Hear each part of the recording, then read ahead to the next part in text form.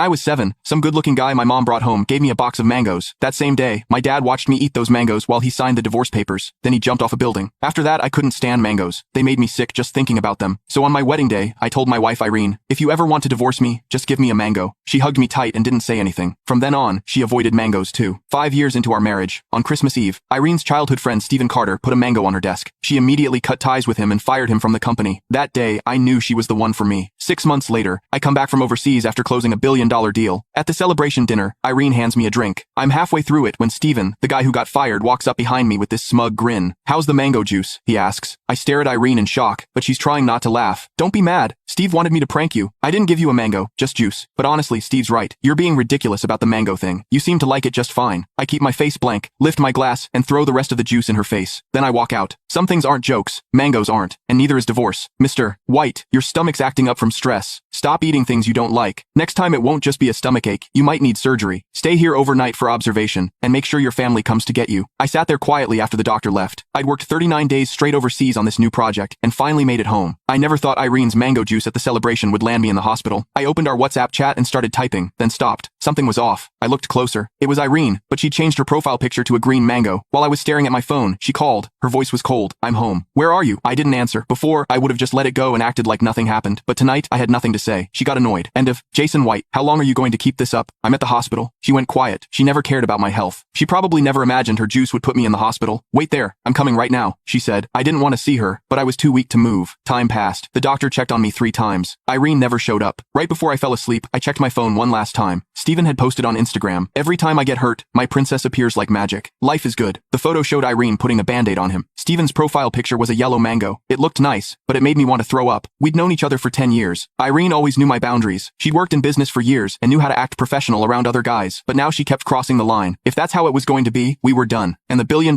deal I'd been working on in Urentia, she didn't need that either. It could make or break the company. The next morning, Irene hadn't texted or called. I wasn't even mad. After my checkup came back fine, I went straight home, a 5,000 square foot villa we'd paid off last year. 7 years ago, when we graduated, we lived in a basement and shared instant oatmeal. 5 years ago, when we got married, we ate street food and bought a tiny cake. Now I was alone in this huge house, licking my wounds. I figured I'd get used to it. I was looking over the divorce papers my lawyer sent when Irene came home. She reeked of men's cologne. Irene had sensitive skin and hated perfume. That's why I never wore anything scented for 7 years. Even my shampoo was unscented. Guess those rules only applied to me. She saw me on the couch with my tablet and hesitated. Steve got drunk at dinner last night and fell. I took him home. It got late and the drive was long, so I just stayed at a hotel nearby. That's why I didn't come to the hospital. I nodded and canceled another partnership on my tablet. Okay. Irene looked confused, like my reaction surprised her. She came closer and looked down. It's Saturday. Don't worry about work. I'm taking Steve to Paris for a trip. Wanna come? 7 years ago on my birthday, Irene and I took a $5 photo at a night market, one of those cheap ones, with a fake Eiffel Tower backdrop. She promised that once we had money, we'd go to the real Paris and take the same photo. Years passed. Our house got bigger, business got better, but she got busier and always had excuses. She'd say, Jay, the company's at a critical point. As CEO, how can I just take off and go abroad? You understand, right? I understood. So I stopped bringing up Paris and threw myself into work, helping build her company. Turns out if it was Stephen, she suddenly had time. I opened another client email. 3's a crowd. I'm not interested. Irene looked relieved. Fine. I'll grab my stuff and head out. Get lunch yourself, and we'll have dinner together tonight. This partnership is huge for expanding overseas. I've got the media coming for a press conference Monday. You've always wanted to stand next to me publicly, right? Monday's your chance. So get ready. Irene paused and looked at me seriously. Don't worry. This time I'll introduce you properly. I won't let Steve interfere. I glanced up at her calmly. I knew this was her way of making up for last night. That was fine. Canceling the Urentia deal would take a few days anyway. Announcing it at the press conference would be perfect timing. That evening, I got to the restaurant early, like always. After 7 years together, it was just habit. While waiting, I got a call from overseas. Ashley Walker, my opponent in the last negotiation, and also my former professor. Her voice was warm. Jay, have you thought about my offer to join DM Group? Johnson Corporation is too small for someone like you. This was her 3rd time trying to recruit me. The first time was 7 years ago, when I turned down a high-paying job at a foreign company to work for Irene's startup for $2,500 a month, and I still had to chip in $1,000 for rent. Ashley was pissed. She lectured me forever, but I didn't budge. The second time was at the negotiation table a few days ago. As my opponent, I completely dominated her. Afterward, she looked impressed, but wary. Jay, I heard you're only making $5,000 a month at Johnson Corporation. Come work for me. Don't waste your talent on someone who doesn't appreciate it. I smiled and said no. How could it be wasted? That was my wife's company. We built it together over 7 years. The third time was right now. I paused for 3 seconds, ordered a bottle of wine, and said yes without hesitation. Send me the address. I'll start next Tuesday. Ashley was silent for 2 seconds, then burst out laughing. She quickly agreed before I could change my mind and hung up. I laughed and was about to put my phone down when Irene's messages popped up. Change of plans. Steve couldn't wait, so I took him on the plane, have dinner alone, then wait wait for me. When I get back, I have a surprise for you. Steven also posted a new Instagram story and tagged me. The caption said, "Thanks to Irie for making my dream come true. Treating you to dinner tomorrow as payback." The photo showed Steven holding Irene's hand under the Eiffel Tower. The exact same pose as our photo from 7 years ago. I stared at it for 2 seconds, then closed it and opened Ashley's chat. "I'll bring you a gift when I start. Want the $1 billion Urentia deal?" My phone went crazy. Yes, yes, yes, Ashley replied. Then, "Jay, you're too good to me. Yesterday was your birthday, right? The gift I sent should have arrived. Don't forget to pick it up." I froze, then laughed. The laugh got louder. Right. Yesterday was my birthday. When Irene watched me drink that mango juice, did she remember it was my birthday? When she bandaged Steven and left me alone in the hospital, did she think about getting her husband of 7 years a birthday gift? Probably not. But it didn't matter anymore. We were getting divorced. Who needs a gift from their soon-to-be ex-wife? After dinner, I didn't rest. I threw myself completely into the Urentia project. The project was a gift for my new employer, so I couldn't screw it up. For 2 days, I buried myself in work at the office, pulling all-nighters. People at the company noticed and started gossiping in a group chat I wasn't in. "See, Mr. White only makes $5,000 a month. He relies on Miss Johnson for everything. How does he have the nerve to throw a fit? The company's doing great now. If he wasn't with Miss Johnson, we wouldn't even need him. I heard when Miss Johnson started the company, he held her back. Otherwise, we would have gone public years ago." Steven screenshotted every message and sent them to me privately. He pretended to be sympathetic. "Jason, I know marrying someone as successful as Irie makes you insecure, but I have to tell you, women don't like guys who only work. They prefer guys like me. Young, good-looking, fit." I laughed at his fake concern. "All right then, I'll have HR fire you tomorrow, so you won't have to worry about attracting women." I blocked him and stopped responding. 10 minutes later, Irene called, ready to chew me out. Her voice was sharp. "Jason, what did Steve do to you this time? I worked so hard to get him to come to Paris, so he'd forgive you for being rude at the celebration, and now you made him cry again. Can't you go one day without causing problems? Forgive? Who? Me?" I found it funny. As I printed the divorce papers, I asked casually, "When are you and Steven coming back? We need to talk about the divorce." Irene gasped, and I could hear the anger. "Jason, are you done yet? There's a limit to how much pouting I'll put up with. If you keep being unreasonable, I'm really going to get mad." I paused, then couldn't help laughing. I'd already printed the divorce papers. Why would I care if she got mad? "I'll sign the divorce papers and leave them on your desk. Make sure you check them when you get back." A loud crash came through the phone. Irene kicked a chair and snapped, "Fine, don't regret this." She hung up. I shrugged and signed the papers. The next morning when I woke up, I saw messages from Irene. She looked like she hadn't slept all night. At 4 a.m., she posted a public update on social media. The photo showed Irene and Steven by the hotel's floor-to-ceiling windows,